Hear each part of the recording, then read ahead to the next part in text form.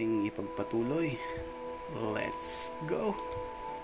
At sinabi ng lalaki, ito nga'y buto ng aking mga buto at laman ng aking laman. Siya'y tatawaging babae sapagkat sa lalaki siya kinuha. Yun, teka lang. Paano niya nalaman na galing sa kanya ang buto at laman? Tulog siya noong gawin ni Sky Daddy, ang babae. Malamang groggy pa siya mula sa banal na anesthesia. At baka may power si Abrahamic God na katulad ni Professor X na nagko-communicate telepathically o manipulate thoughts. Ewan ko na lang kung ito man ang pinagmulan ng lahat ng mga taong nabubuhay. Aba, lecture ito ng genetic incest. Pero tuloy natin. Kaya't iiwan ng lalaki ang kanyang ama at ang kanyang ina at makikipisan sa kanyang asawa at sila'y magiging isang laman. Wait, wala silang magulang. Pareho silang si Adan galing sa lupa, si Eva galing sa tadyang. Paano niya nasabi na iiwan ni lalaki ang kanyang ama at ina? Okay, pagbigyan na natin. Galing sila sa alabok, technically. So, nanay at tatay nila yung lupa. Ay nako, let's continue. At sila'y kapwa-hubad, ang lalaki at ang kanyang asawa, at sila'y hindi nagkakahiyaan. Hindi nagkakahiyaan? Bakit sila maihiya? Ano naman kung kapwa sila hubad, parehos silang nasa private garden.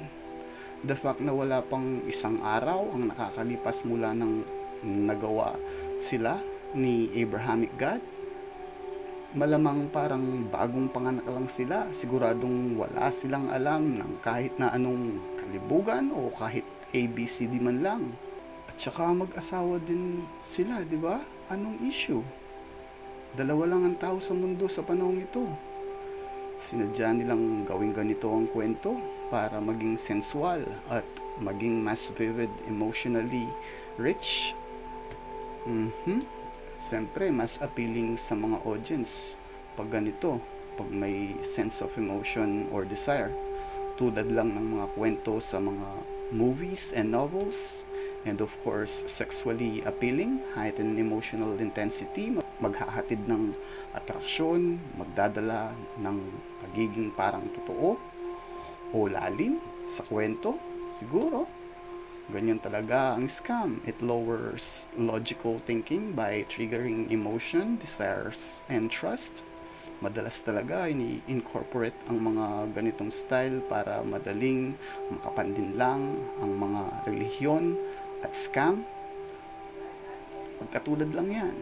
And just like that, natapos na ang Genesis 2, pero kahit puro illogical and absurdity ang laman nito, okay lang, at least na-expose. Ginagawa ko ito para sa bayan at sa mga susunod na henerasyon. Sayang kasi yung pera, oras, effort kung mananatiling biktima ng greatest scam of all time ang mga Pilipino.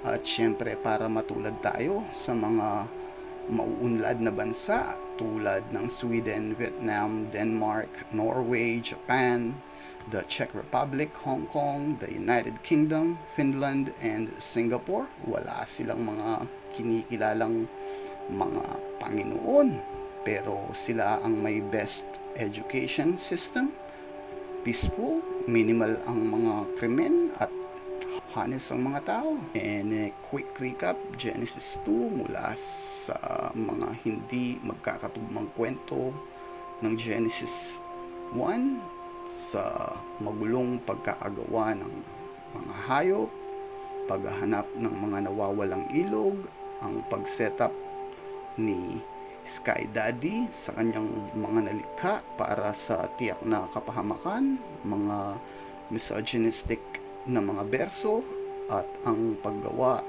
kay Eva. Masasabi kong yes, poetic ang kathang ito, pero pagdating sa lohika, walang salang ito'y sablay at malabong pinagmulan ng mga tao. Peace out!